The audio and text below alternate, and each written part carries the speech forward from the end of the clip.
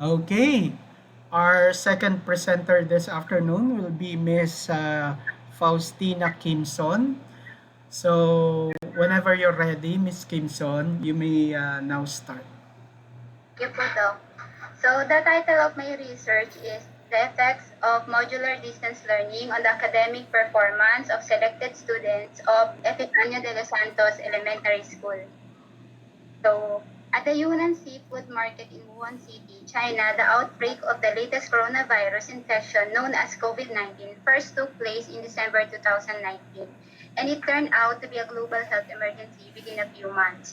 Thousands of people who are sick and being killed because of the spread of the disease have been rapidly affected. The COVID-19 pandemic has also led to widespread disturbances such as bans on travel, school closures, and the global economic recession.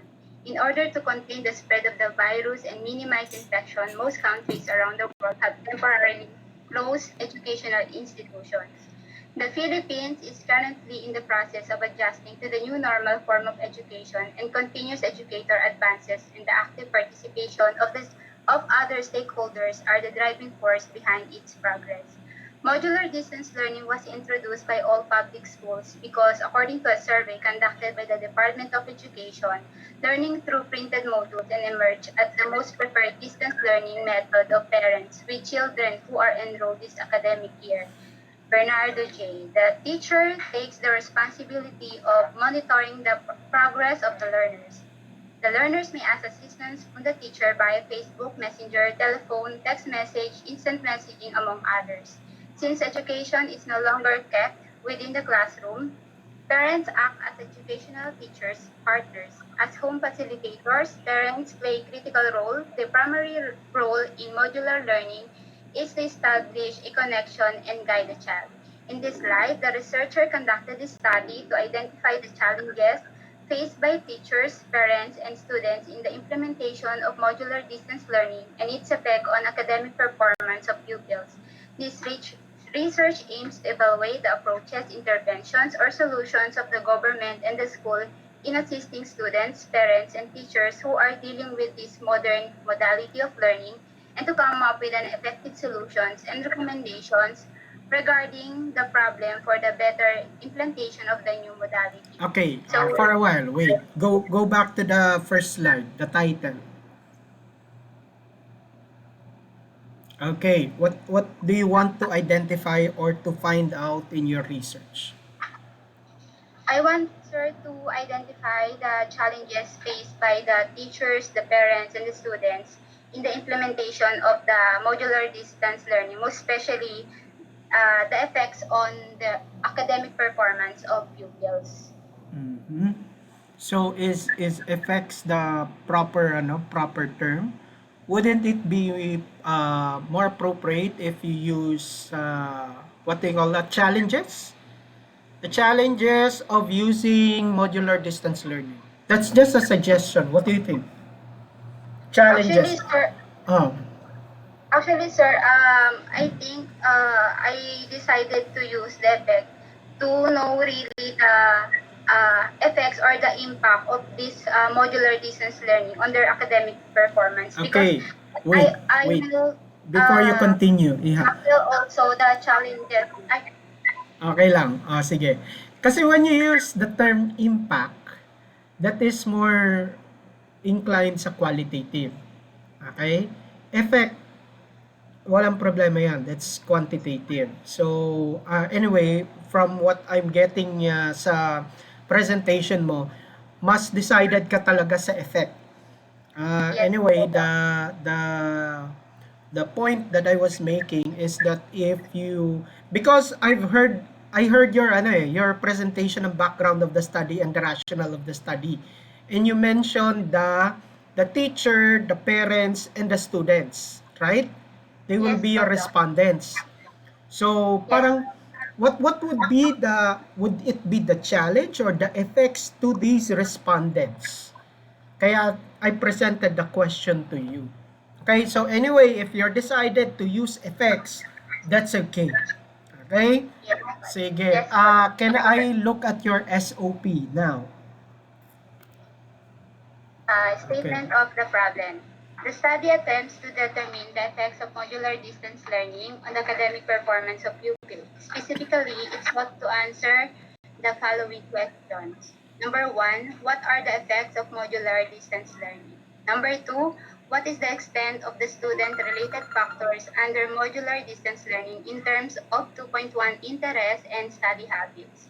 Number 3, what is the extent of teacher-related factors as evaluated by the students and parents under modular distance learning in terms of personality traits, teaching skills, teachers, training and seminars, instructional materials? Number 4, do parents have a significant effect on the academic performance of pupils?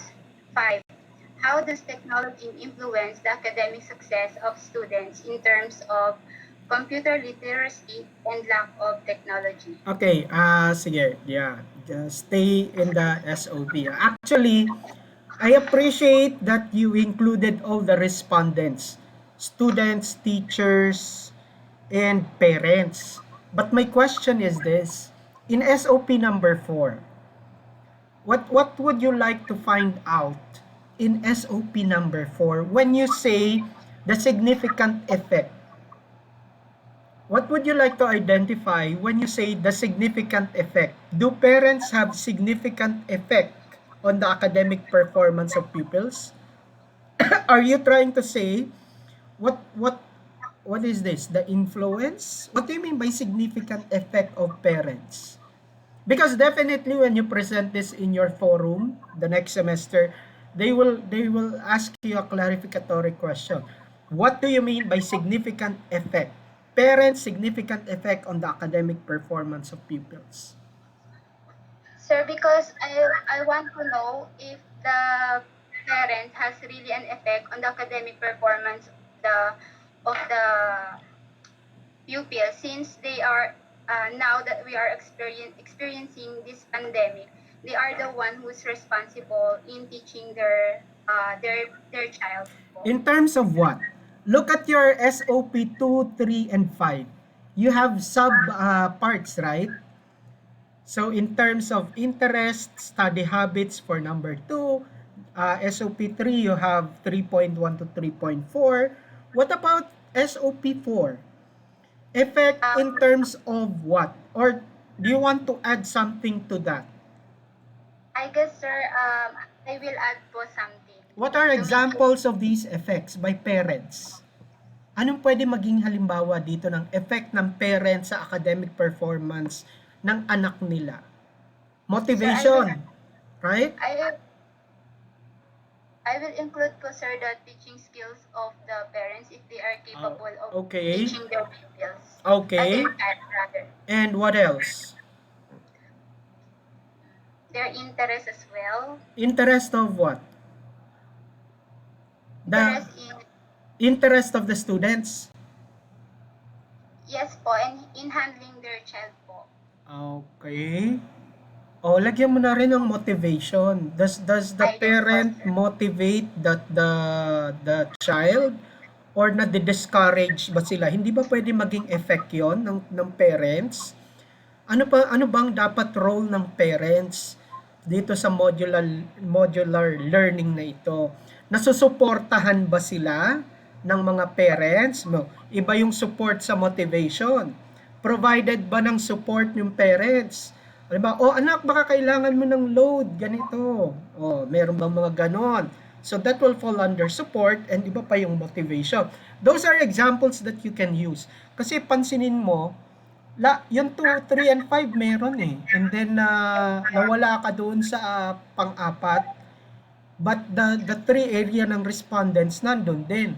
Number 1, what are the effects of modular distance learning? Parang bitin. What is lacking in SOP number 1? What are the effects of modular distance learning to the academic Yes. academic performance of pupils? Correct. Whatever is reflected in your title, you complete that and put that in your SOP. Tama ba? Nakita Yes mo? po, sir. Yes po. Okay, hindi ba mahirap pagbitin? Parang magtatanong ako, ano yun? What are the effects of modular distance learning to biglang nabitin. Also, complete that. Actually, that's taken directly from your title. Title po. Yan lang naman yung importante. Not unless we have other questions on your other parts ng research mo. Aside from that, generally, you have a good knowledge of the content of your research. So again, I'm also going to offer you what I offered to the other presenter. If you will be used as a reference sa YouTube channel natin, would you give your consent? Yes or no? Yes, sir. Thank you po.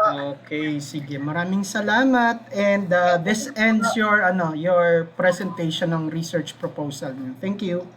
Thank you po, Doc. Okay. So,